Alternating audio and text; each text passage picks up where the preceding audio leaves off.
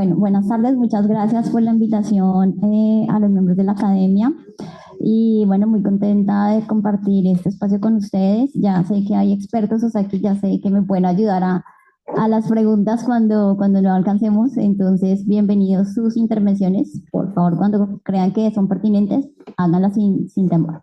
Bueno, yo les voy a hablar de una técnica que no es una técnica novedosa. Nosotros no nos inventamos la técnica. De hecho, los humedales artificiales se usan desde hace mucho tiempo, más o menos desde 1920, y digamos que se hacen parte un poco de lo que se llama como, actualmente lo llamamos como estrategias basadas en la naturaleza, ¿no? Pero pues no es algo novedoso, sino estamos es como tratando de optimizar esta técnica, ¿no? Entonces, vamos a empezar. ¿Me ayudas a pasar? Entonces, listo. Ay, qué pena, doctora, gracias. Bueno, entonces un poco, bueno, acá no se alcanza a ver por el cosito este, pero el título que tiene esta diapositiva es ¿por qué interesarnos en el agua residual? ¿Cierto? Entonces, bueno, ya nuestros colegas previamente han hecho como una interesante antesala. Yo solamente voy a tratar un poco de resumir lo que ya ellos dijeron para no volver a mencionar lo mismo, pero de todas las actividades que nosotros diariamente hacemos siempre se van a generar residuos. Algunos residuos son líquidos, otros residuos son sólidos. Entonces, un poco, pues, digamos que es parte de lo que día a día pasa la generación de vertimientos, ¿cierto? Entonces, esos vertimientos, muchos de ellos ahora están siendo muy estudiados porque existe un tipo de contaminantes que se llaman los contaminantes emergentes.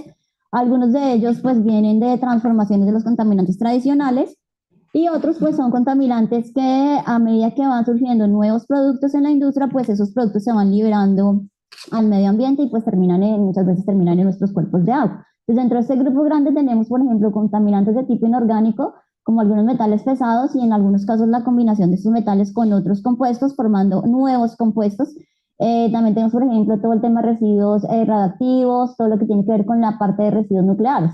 Tenemos, por ejemplo, residuos asociados a actividades biológicas, como por ejemplo bacterias patógenas. Aquí pues está el grupo de los coliformes, que ya lo han mencionado, pero también tenemos nuevas bacterias emergentes que están consideradas dentro de estas nuevas bacterias de interés. Tenemos un montón de genes de resistencia que se están liberando a los cuerpos de agua y también partículas virales. Entonces, todo eso también está llegando al agua, ¿cierto?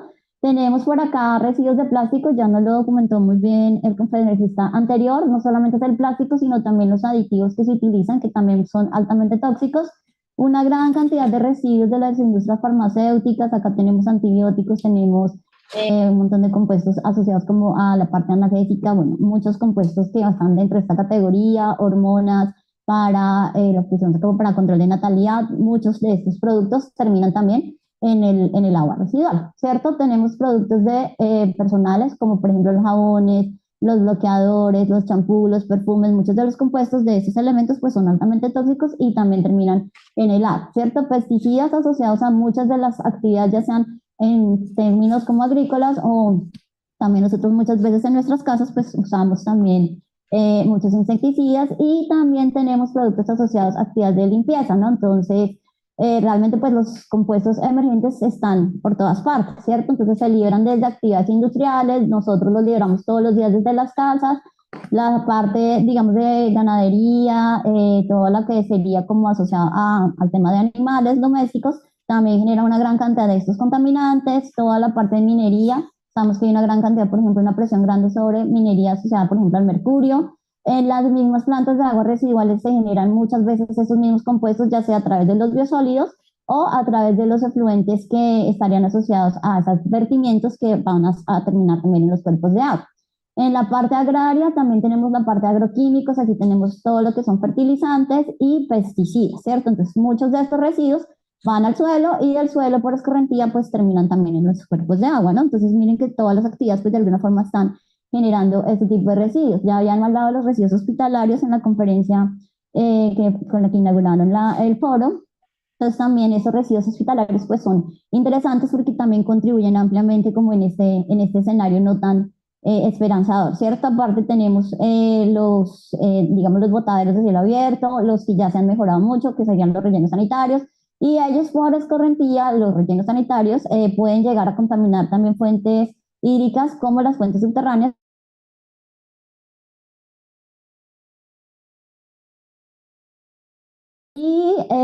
lo más complejo, y parece que era que no nos damos cuenta, ¿no? Es que pues nosotros tomamos agua para potabilizar de nuestros mismos ríos, ¿no? ¿Cierto? Entonces es así como algo ilógico, porque pues si estamos tomando el agua, ¿por qué no somos un poco más conscientes y como que nos ponemos un poco más, hey, es agua que me tomo, tiene un montón de microplásticos, tiene contaminantes emergentes y yo me estoy tomando el agua y como que no dimensionamos eso, ¿no? Entonces eso es un poco pues una de las preguntas que están surgiendo acá en este espacio.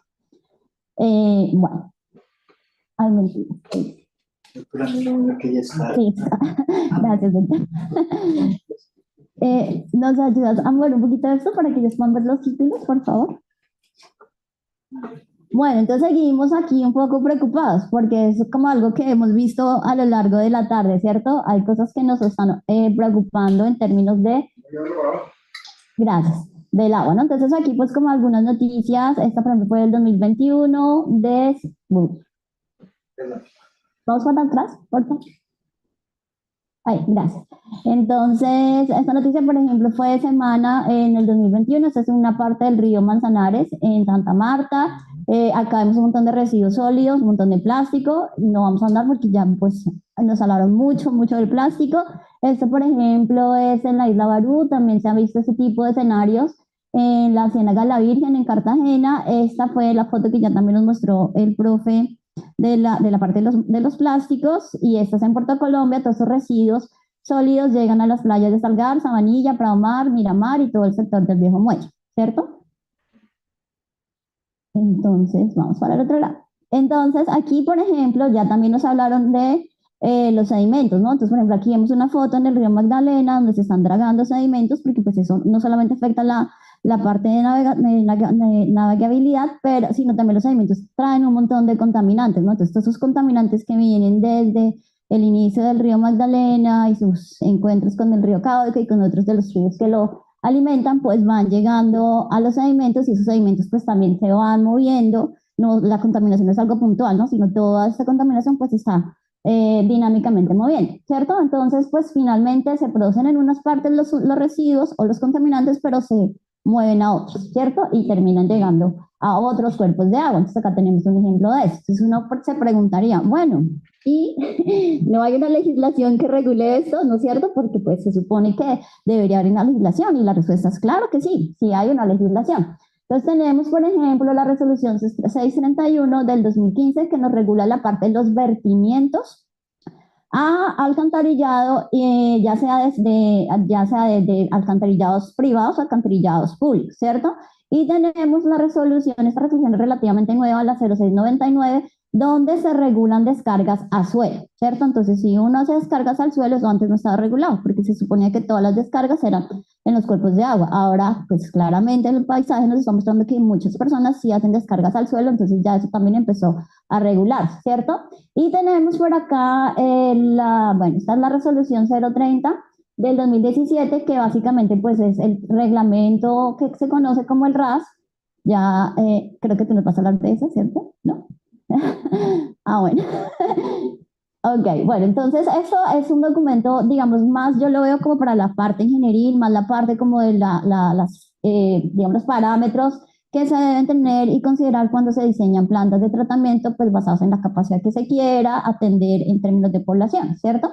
Entonces la legislación existe, pero pues ahí hay como una gran pregunta que todos nos hacemos, ¿y por qué no se cumple, ¿cierto? Entonces eso, pues no tengo la respuesta. Seguimos con esa pregunta. Bueno, entonces, cuando nosotros miramos, bueno, ¿y cómo es el tema de la cobertura del alcantarillado en Colombia? ¿Cierto? Entonces, estos datos fueron tomados de la superintendencia de su informe del 2022. Este pues es como el más reciente que está disponible. En este caso vemos para allá, a su izquierda, vemos el mapa de Colombia. Esto sería la cobertura del país en cuanto a zonas o digamos que serían las zonas urbanas, ¿cierto? Entonces uno dirá, bueno, la mayoría del país tiene cobertura de alcantarillado.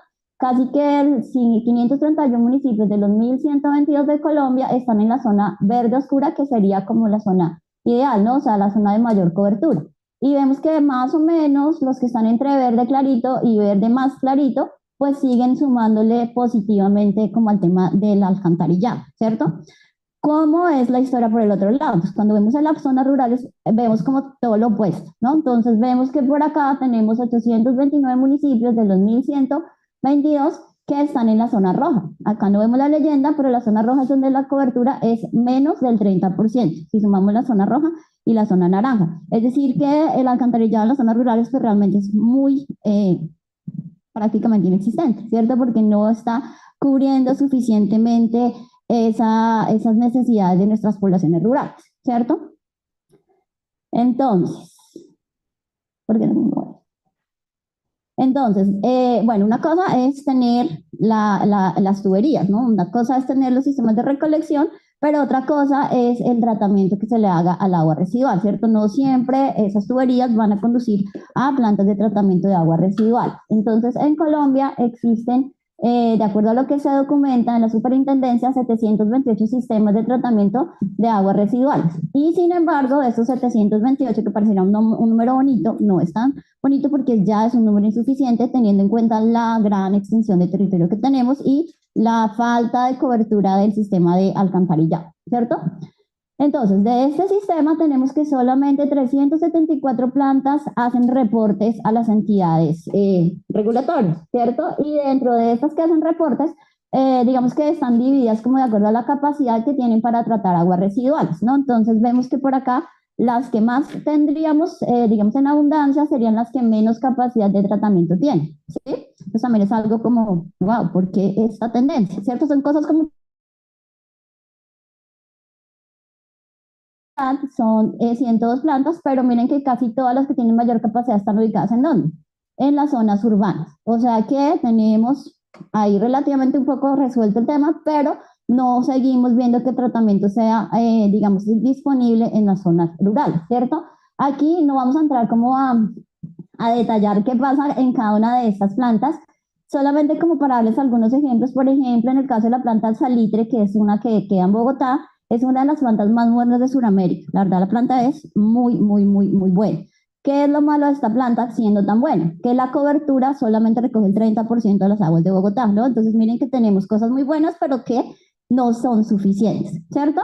Por ejemplo, en el caso de acá, la de Cali, esta que está acá, la planta también es relativamente buena, pero ya está teniendo problemas en sus eficiencias y no está cubriendo la creciente población que está llegando a Cali, ¿no? Entonces estamos viendo que cada vez tenemos más personas que se están conectando al sistema, pero eso pues hace que el sistema se vuelva ineficiente porque llega más agua que no está siendo tratada correctamente, ¿cierto? Así sucesivamente podríamos entrar en los demás casos, pero pues no es el tema de esta charla, ¿cierto? Entonces volvemos acá. Y de estas plantas, de estas 374 que sí reportan datos, no todas son las mejores plantas. Miren que hablamos, por ejemplo, la mejor es la del salitre, la de Medellín también es muy buena, la planta Medellín que trata las aguas de Medellín y las aguas, digamos que vierten sus ríos al río Medellín, también son plantas que tienen buenos datos técnicos. Sin embargo, no todas las plantas son de ese nivel, ¿no? Entonces, por ejemplo, vemos que el 6% solamente tiene un tratamiento primario. El tratamiento primario es un tratamiento muy sencillo que básicamente, pues en algunos casos se basa más que todo en sistemas anaerobios. El tratamiento preliminar, solamente hay dos que tiene, el 2% tiene tratamiento preliminar solo como medida, digamos, de tratamiento. Y en este caso, pues básicamente son remoción de lo que son como materiales sólidos, sólidos en suspensión, ese tipo como de materiales. Hay una gran mayoría que es el 73% que llega hasta un tratamiento secundario. Aquí ya se puede combinar lo anaeróbico con lo aeróbico, que son tratamientos biológicos, y solamente el 3% llega a un tratamiento terciario. O sea, que llegar al tratamiento terciario sería como el ideal, ¿no? Porque es el tratamiento en donde pues se generan más procesos que ayudan a remover muchos más contaminantes. Uno dirá, bueno, pues ese 3% es algo, pero sigue siendo insuficiente, ¿cierto? Y lo mismo, volvemos al punto, en las zonas rurales esto no ni siquiera hay un 3%, ¿sí? Entonces, ¿qué es interesante también acá? Por ejemplo, los humedales artificiales, que son de las técnicas que yo les voy a hablar, no solamente es como una técnica que pueda ayudar a resolver el asunto, sino los humedales artificiales se pueden integrar en cualquiera de estas etapas para ayudar a mejorar el proceso, ¿cierto? Esto, ¿cómo sabemos que un tratamiento es bueno o no es tan bueno? Entonces, esto también está de alguna forma regulado en la resolución 330, en donde nos hablan de la DBO y la DQO. Entonces, la DBO, ¿qué significa? La DBO es la demanda bioquímica de oxígeno que requerirían estos microorganismos para poder degradar la materia orgánica que está presente en el agua, ¿cierto? Y la DQO hace referencia a la demanda química, es decir, cómo por solamente mecanismos químicos como la oxidación se puede reducir esa carga, ¿cierto? Entonces, sumando como las dos capacidades, pues se podría reducir ampliamente la cantidad de materia orgánica. Sin embargo, las plantas de tratamiento de aguas residuales no están diseñadas para remover los contaminantes emergentes. O sea que si nosotros quisiéramos saber cuánto se remueven de partículas virales, cuánto se remueven de genes que tengan resistencia a antibióticos o cuánto se remueven, por ejemplo, de benzofenolas, que son compuestos que son dentro de esa categoría de compuestos emergentes, no hay información porque no está regulado. O sea que lo que regula nuestra legislación pues son parámetros que no siempre se miden y que no están dentro de ese gran espectro de los contaminantes emergentes que son muy importantes para la salud de los ecosistemas y la salud de las personas, tampoco los podemos medir como parte de la rutina, ¿cierto? Entonces normalmente pues esa tarea se deja más a la parte de la academia y las universidades que tienen equipos robustos que pueden hacer ese tipo de mediciones porque pues son compuestos de que tampoco son fáciles de medir, ¿no? No es como que voy a campo y mido y ya sé. No, eso también es otra de los retos, ¿cierto? Entonces, pues todo esto nos lleva a un escenario que nos dirá, wow, muchos problemas, pocas soluciones. Y es verdad. Entonces, ¿cuáles son los problemas de vertimientos de aguas residuales no tratadas? Entonces, bueno, por un lado, o sea, hay una contaminación directa de las fuentes superficiales de agua y pues esto es muy importante porque este problema nos lleva al siguiente problema, que eso significa que se incrementa la presión sobre los recursos porque nosotros tomamos de los ríos el agua para todas las actividades que hacemos, pero cada vez los ríos están más contaminados, entonces cada vez necesitamos mejorar mucho más los tratamientos de potabilización para poder tratar esos contaminantes y esos tratamientos de potabilización también no son tan eficientes o tan diseñados para esos contaminantes que no están regulados, ¿cierto? Entonces miren que al final pues es como algo complejo de abordar, ¿cierto?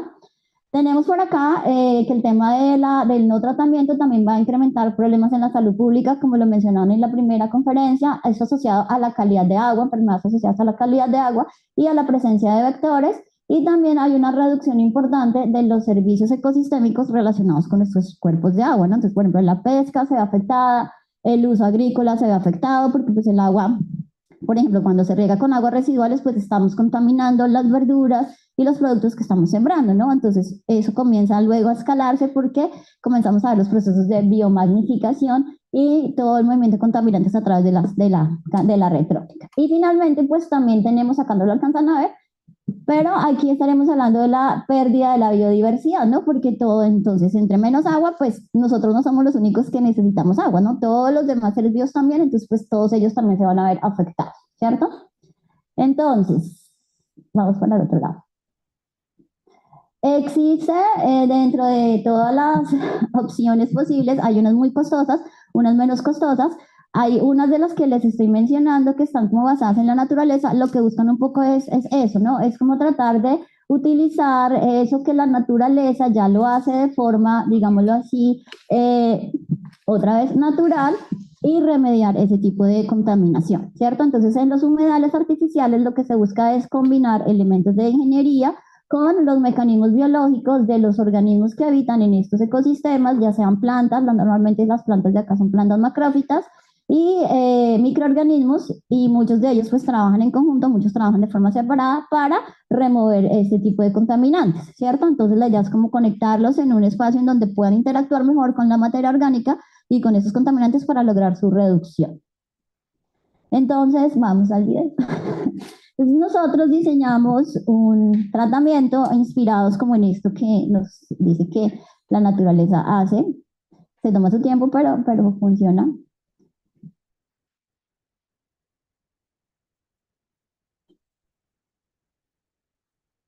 ¿Tiene audio? Sí. No.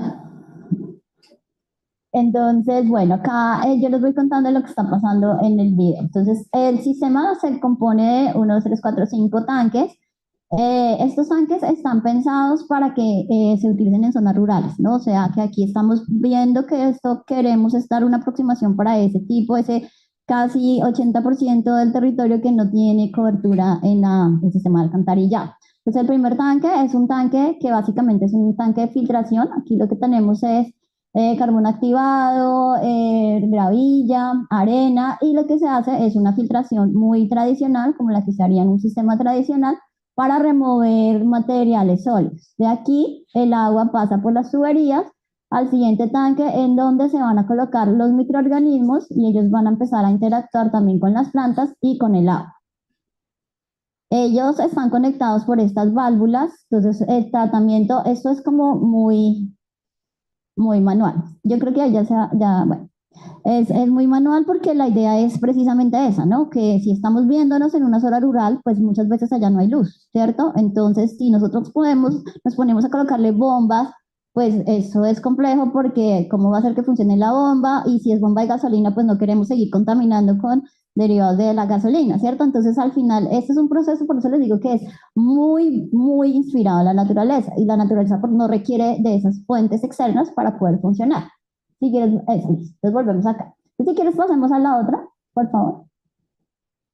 Y les muestro cómo funciona. Entonces, bueno, este fue el diseño que realizamos. Ustedes se dan cuenta, son materiales nada para nada fuera del planeta, son cosas muy cotidianas que en las fincas normalmente se encuentran, ¿no? Estos, por ejemplo, son tanques de bebederos de animales, que muchos de ellos los tienen ya como residuos porque ya pues, no los necesitan. Entonces, la idea también de ese sistema es darle como un segundo uso a aquellas cosas que normalmente usted encuentra en una finca y que de pronto la gente no utiliza mucho, ¿cierto? Y que sean de bajo costo. Entonces tenemos el tanque, en este tanque vamos a hacer el filtro que vimos en la animación, luego viene el siguiente tanque que aquí ya hacemos el primer tratamiento biológico, aquí es donde comenzamos a mezclar las bacterias con las plantas, las bacterias aquí están en una concentración doble, luego pasamos al siguiente tanque en donde tenemos nuevamente plantas y bacterias, pero las bacterias ya están en una concentración, digamos, más sencilla, menos concentradas, y al final tenemos otro tanque en donde solamente tenemos las plantas y por acá no se alcanza a ver en el dibujito,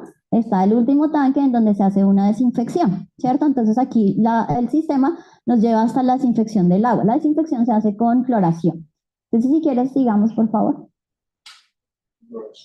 Entonces, ¿por qué pensar en algo así? Bueno, yo creo que ya las razones las hemos tocado un poco, pero aparte de eso, también es importante como que nosotros podamos pensar en cosas que estén alineadas con los objetivos de desarrollo sostenible, ¿cierto? Muchas veces, y yo creo que esto es una cosa como que limita digamos, como que esto se masifique, porque todos queremos como, no sé, es algo de los seres humanos, como la posición fácil, que yo voy, uso el agua se va por un tubo y yo ya me olvidé el problema. Y eso digamos que es una barrera en este caso, porque el sistema requiere que tenga, digamos, una operación manual, o sea, tiene que haber alguien que lo opere, ¿cierto? Entonces el alguien tiene que querer hacer, ¿cierto? Entonces esa pues es a veces una barrera cultural, ¿no? Porque cuando uno no quiere sino abrir el agua y que sale por un tubo y no quiere saber nada más del agua residual, pues ya está compleja la cosa, ¿cierto? Entonces la idea es que esto obviamente involucra que las personas tengan cierta compromiso ambiental, ¿no? Y que pues, quieran ver esto como una inversión y no como más trabajo, porque pues si no sería tan viable, ¿cierto? Entonces, parte de eso pues es como que está dentro del marco de lo que serán los objetivos de desarrollo sostenible. Tenemos por un lado que esto contribuye al objetivo número 6, agua y saneamiento, agua limpia y saneamiento básico, sobre todo en la meta 6.3, que nos habla de mejorar la calidad, reduciendo la contaminación, eliminando el vertimiento, que sería parte de lo que queremos hacer, porque al final quisiéramos llegar hasta el reuso del agua, ¿cierto? O sea, que la persona no solamente trate su agua, sino la pueda reutilizar en otras actividades que ya defina que le interesan para su finca o para su casa, ¿cierto? Tenemos acá apoyar el 6B, la meta que es apoyar y fortalecer la participación de las comunidades en la mejora de la gestión del agua. O sea, que aquí es donde hablamos del tema de que hay que involucrarnos, ¿cierto? Acá todos vemos como que el paisaje del cambio climático es horrible y es como desastroso, pero nadie hace nada. Entonces, hay que parar esa forma digamos, de verlo desde la ventana, porque si no, nadie va a hacer nada, ¿cierto? Entonces, es un poco irnos un poco más allá. Tenemos también una contribución directa en el objetivo 12, producción y consumo responsables, en donde yo me hago responsable no solamente de lo que consumo, sino también de los desechos asociados a esos usos que hacemos de los recursos. Indirectamente también estaríamos contribuyendo con el objetivo 2, el de hambre cero, si quisiéramos utilizar el agua, por ejemplo, para riego de cultivos, y con el de salud y bienestar, si quisiéramos también, pues de alguna forma, como reducir esos posibles vectores que puedan llegar al agua por no tener un tratamiento, digamos, agua completamente potable, ¿cierto? Entonces ahí de alguna forma, pues estamos como contribuyendo. Tenemos por acá otros beneficios, no solamente es como que yo estoy contribuyendo con cómo cumplimos los objetivos de desarrollo sostenible, sino también es una tecnología accesible para las zonas rurales. Si ustedes se dieron cuenta, la infraestructura no es una cosa del otro planeta y realmente es algo que se puede hacer, ¿cierto? La idea es que la opere directamente la familia, en este caso, que sería la que va a hacer el tratamiento. Por lo tanto, pues requiere un control mínimo, no tiene que tener un instrumento muy sofisticado de laboratorio para poder ver si el agua está quedándole bien o no, o está haciendo el proceso correctamente. Y la idea también es que pues esto facilita mucho más esa cobertura porque no requiere de inversiones grandes en sistemas de alcantarillado que en las zonas rurales de nuestro país son complejas, ¿no? Porque la geografía tan diversa, no es fácil que pongamos tuberías por todo lado y que se conecten las aguas de un lado con otro cuando la geografía y la topografía no es paralela y no es homogénea en todo el territorio, ¿cierto? Y aparte, pues la idea más importante es involucrar a la comunidad en que tienen que ser parte del cambio. Entonces es un poco a lo que le estamos apostando. Entonces aquí ustedes ven cómo se construyó el bioprototipo. Miren que el filtro realmente es fácil, ahí yo lo estoy armando, o sea que no es algo complejo. El agua que utilizamos, ya les voy a contar de dónde salió el agua con el que probamos el tratamiento. Y aquí vemos el primer tanque en donde estamos interactuando plantas y bacterias. ¿De dónde salió el agua para probar el tratamiento? Entonces, nosotros acá en la universidad, bueno, yo no les conté que era de la Universidad del Norte, perdón.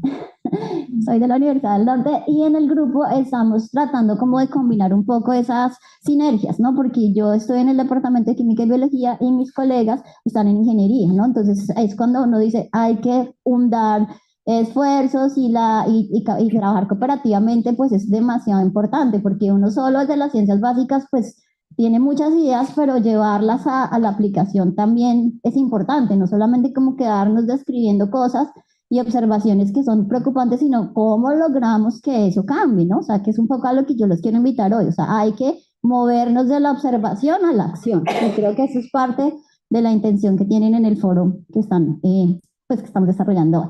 Entonces, el agua residual se probaron como en dos momentos. En una fue agua residual de la planta de la universidad, se trató con esta agua, y en otro segundo momento queríamos agua un poco más cargada con materia orgánica, utilizamos agua del arroyo León, que ya la habían mostrado en las presentaciones anteriores. Entonces tomamos el agua exactamente en este punto, que es como entre cuando ya pasa el separador de residuos sólidos, los que han ido a Puerto Colombia, por acá está la carrera 46, por acá está la 51B, tienen que hacer el tour.